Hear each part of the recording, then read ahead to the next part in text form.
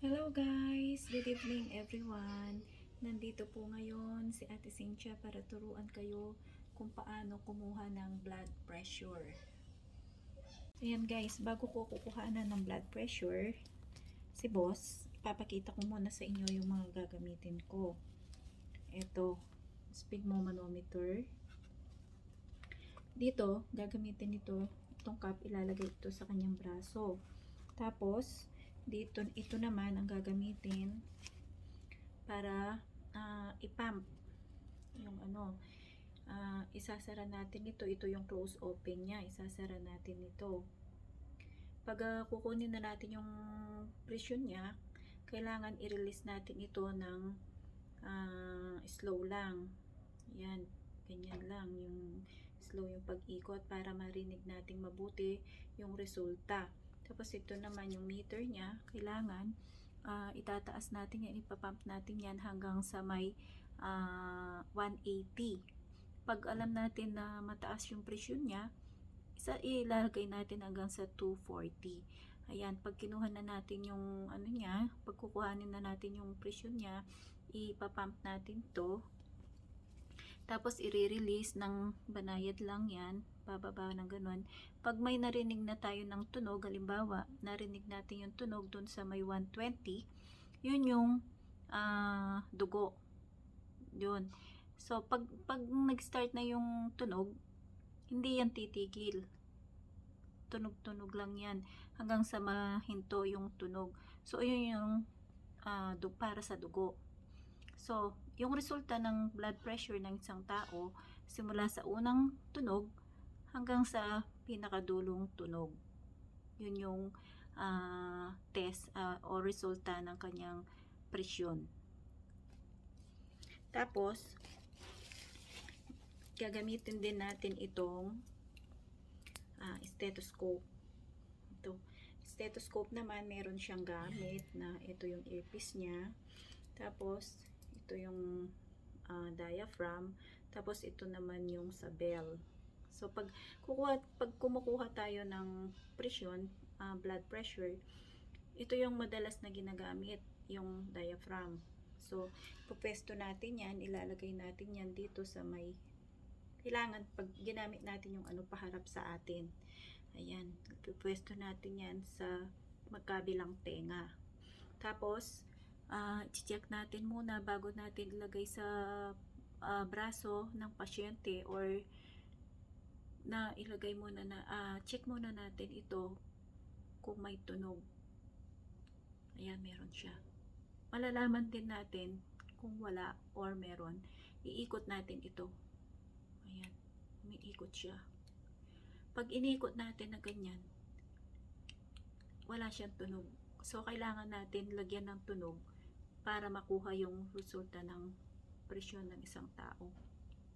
Ayan, meron siya. O, pwede din natin gamitin ito. O, see? Ang lakas ng pintig ng puso ko. Sabi yung tug, tug, tug. Ayan. O, tara guys.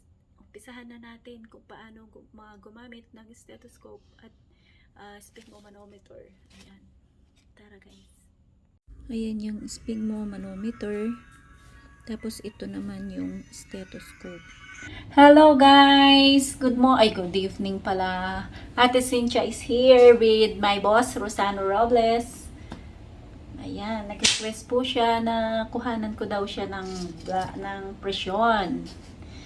Ito, blood pressure. Gagamit ako ng sphygmomanometer and stethoscope. Ayan. So, ituturo ko po sa inyo kung paano gagamitin itong sphygmomanometer. Ayan. Pwesto ang kanyang kamay ng komportable.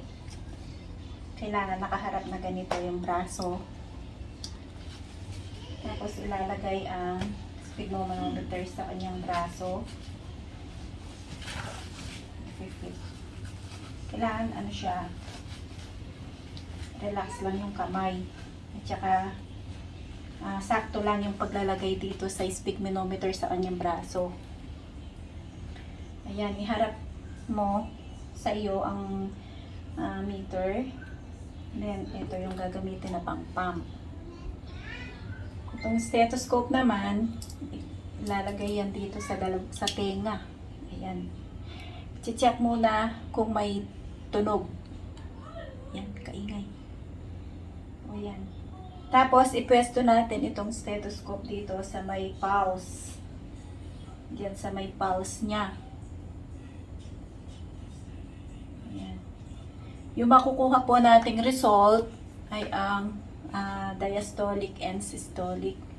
Systolic yung sa higher number or yung sa dugo niya. Tapos, systolic yung sa, nabibingi ako, sa dugo. Yan, ilock po muna natin ito. Ayan, tapos ipump. Hanggang doon lang sa may 160 or 180 na number. Ayan. Pag nakarinig na po tayo ng tunog sa mga number, yun yung systolic, yung sa dugo.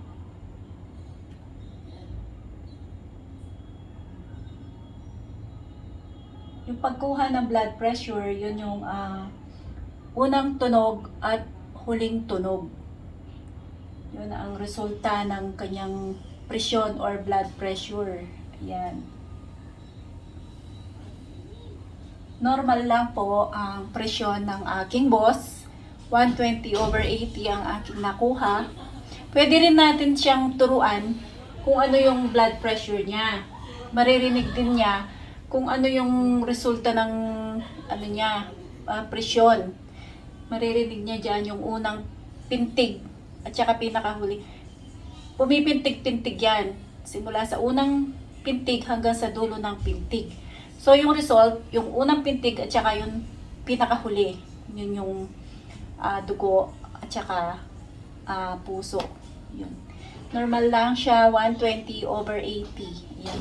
Pag nakakuha po kayo ng 90 or 140 para sa mga may edad, normal lang din po yun para sa kanila, yung mga seniors, ganun.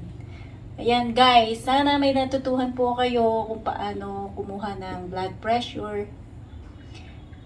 Thank you. Bye-bye.